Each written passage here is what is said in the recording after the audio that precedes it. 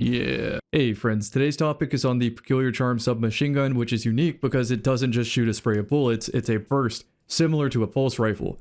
You can obtain this from the competitive playlist. Keep in mind, if you search today right now, the bonus focus is the Void 120 RPM hand cannon that has both sideways and adagio, which is going to be one of the most popular weapons in the game, if not for Camille's dagger being tied to Iron Banner, and we haven't had an Iron Banner in a long time. So it wouldn't surprise me if Trials comes out next week and this is the most used weapon. As for the submachine gun, you get this after playing your 7 placement matches, then for every match after that, you can win or lose. It's a random chance to drop. So is it worth it though? I would say if you're familiar with Shayura's Wrath or Antiope, it's kind of the same but different. The first thing to mention is its magazine of 56, which is giant. Normally, I would recommend you use Peacekeepers with the submachine gun, not just for all the benefits of movement and handling and whatnot, but because you could do what's called a nom load, where you quickly swap to and from the weapon to reload the submachine gun while you're firing it, and that helps you break other Titans' barricades and still have enough ammo to kill the Titan behind it, and even if they also throw an overshield, enough bullets to kill the overshield too. But with a magazine of 56, you can just shoot the barricade and still have extra juice in the tank to be able to kill the Titan behind it. So what's its time to kill then? It's actually very similar to the other 600s. It's a 0.8-ish. Again, we're not really going to know until we get the formulas in front of us, but just check on screen now. What's really worth mentioning is its damage drop-off, which seems to be with a max range roll, which, by the way, this is a max range roll. I got super lucky. It's not the one featured in the gameplay. I got this way after that gameplay. I have been grinding comp. But with rangefinder, it is 95 range, and that has a damage drop-off of almost 26 meters-ish, whereas a max range, 100 range Shayura's Wrath has like 23.5. So this very easily beats Shayura's Wrath, and I'm going to tell you at a distance, it feels incredible. It feels so sticky. Let's talk about the perks now. Obviously, I recommend rangefinder not only for the 10 range, but because it genuinely makes it easier to shoot. On the same vein, rapid hit and lone wolf will make it easier to shoot. Shoot to loot does have some benefit and especially some PvE synergy, but also consider that it just gives you 5 range. So if you don't land rangefinder the first time, you absolutely can get away with just shoot to loot. As for the Barrel Masterwork magazine, the most important one is fitted stock because it makes the recoil direction go to 100, which is straight up and down. Trust me on this, it makes a giant difference. The alternative is arrowhead break.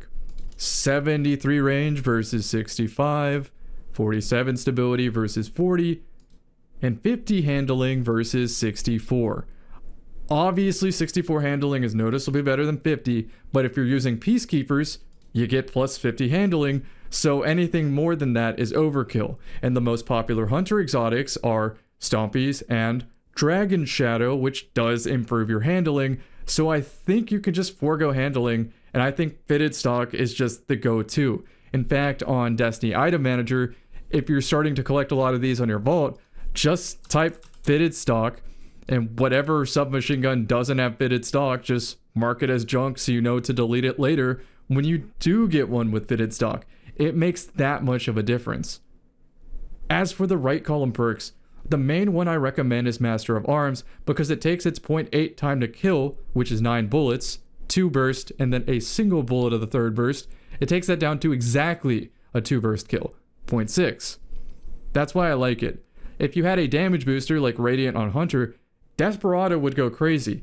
And when in doubt, Headseeker is never bad because it just makes it easier to shoot, on top of giving you a stability bonus. And if you already have to make it to that 3rd burst, you could be crazy with your movement, crazy with your aim, and let Headseeker and maybe something like Lone Wolf take the wheel, especially from the air if you go something like Steady Rounds or Extended Mag.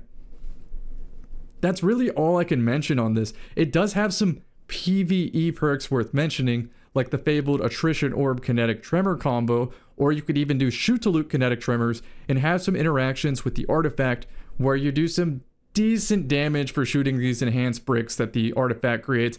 I'm gonna be real, I don't even read the artifact half the time unless it affects PvP. And for those looking to save a little bit of vault space, let me put this in here too. I took some notes. I took a note that maybe I keep a head seeker roll, and then for PvE, you want it to have both attrition orbs and shoot to loot and kinetic tremors and all-star and stopping power all on the same one if possible. The build used today is obviously Peacekeeper Titan, but I'm using a Master of Arms Mida macro tool because it works in harmony, no pun intended, with this SMG. The quick swap from both Peacekeepers and Threat Detector with 100 handling SMG goes crazy, and you're gonna see that in the gameplay. And yes, I will release another gameplay in the future with my 5 out of 5 God roll. The feature gameplay only has a 3 out of 5. Anyway, friends, enjoy the gameplay. I will see you in the next one.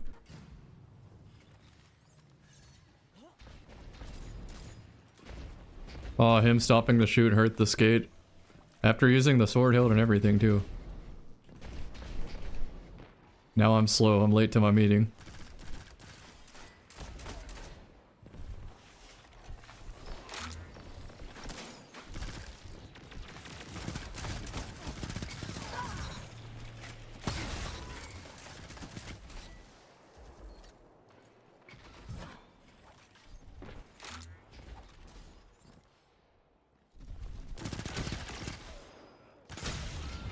That's pretty good damage from that distance, by the way. Like, you shouldn't be hitting yellows that far away, that consistently. That perfect, a stationary target. Even hitting body shots at that distance, like, it's aim assisting. If he takes like a step or two forward, it's aim assisting.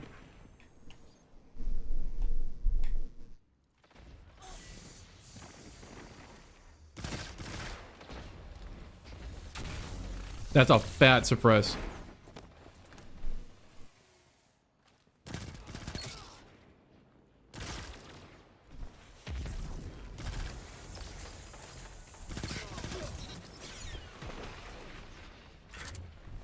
I need this green even if I die for it.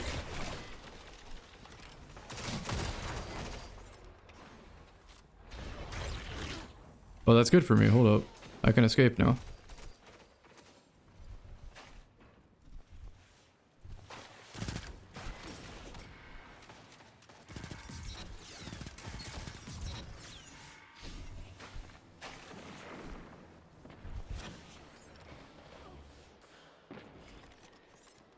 Oh, to nom load now, you have to intentionally finish the switch. That actually makes a lot more sense for telling new players what to do, though.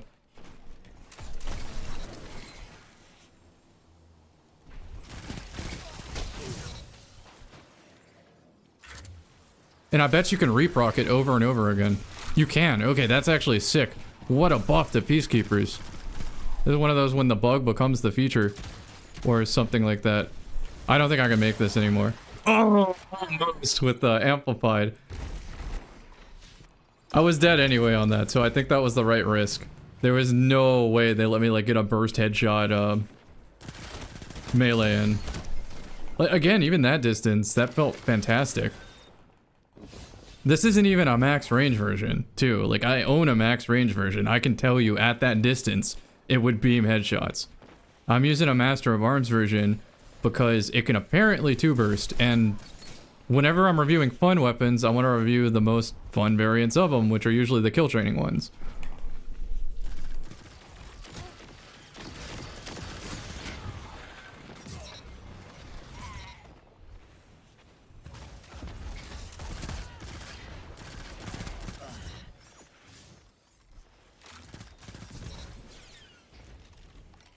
So both my guns have Master of Arms. I'll just wait on my suppressor. Gonna yoink me again in a sec, because I think that's how they buffed it.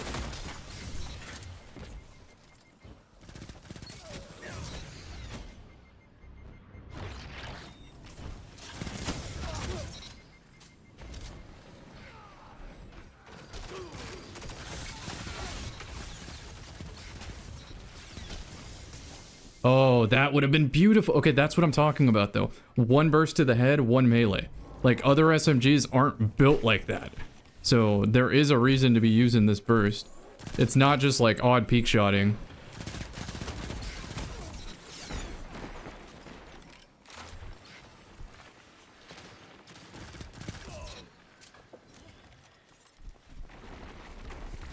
They got this. I'm just gonna turn around and play power. Pick up some Darcy.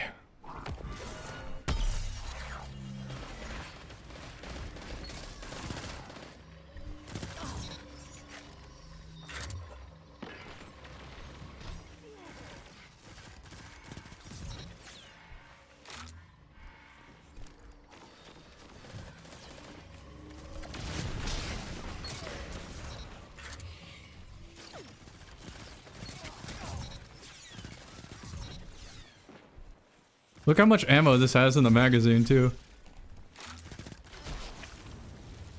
Oh, okay, it's a heavy weapon. I mean, I've already died today like that. That's actually a part of the review, is I feel like that burst delay doesn't help with shooting snipers, because sometimes you'll beam them, but the burst delay lets them hit you through flinch.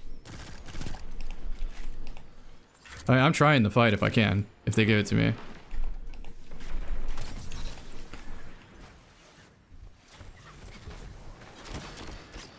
I'm still fighting this, I don't care.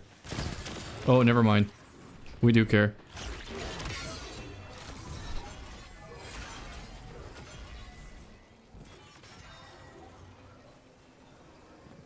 Think I could thread the needle? You think I could thread the needle? Oh, I hit that one.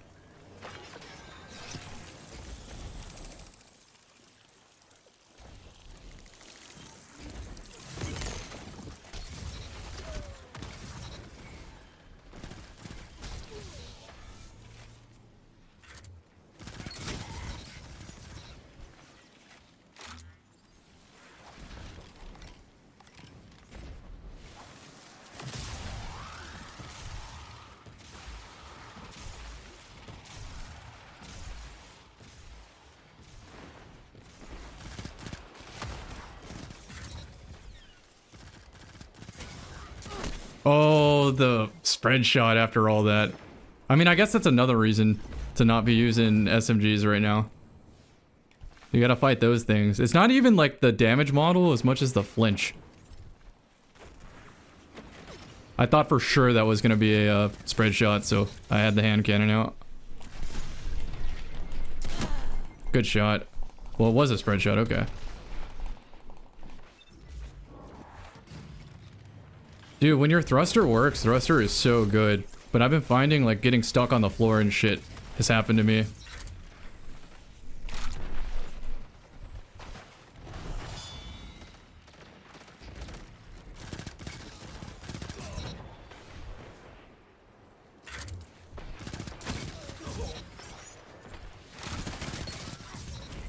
Look, and it still has so much ammo.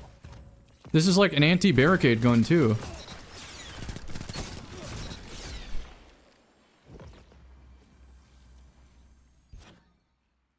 So I'm starting to like really see the vision with these. I do personally think multi-mock's more competitive for the way I play, especially with Peacekeepers where you can nom-load. But for not Peacekeepers, for like Dragon Shadow or something, I could realistically see like a 100 range roll going pretty crazy, and it would have the amount of ammo to very easily break equipment or damage multiple players and still have enough juice left in the tank to be able to actually get the kills. So a very, very strong SMG, and honestly worth playing the 7 placements. Unfortunately, if you're in like OCE across the world, the lobbies are going to be hard to fill, so try to find a taxi. You're just playing like 7 anyway. And I think you can also pull... They were in your inventory. They were from the Call to Arms event. You can pull those and have a chance at getting the SMG without even stepping into comp. Ultimately, I'm probably going to keep 1 of these for PvE and 2 of these for PvP. But as my vault gets closer to 1,000, I'll probably trim it down to 1 and 1, and at the very least, a single PvP roll. Hope you enjoyed the gameplay. I will see you in the next one.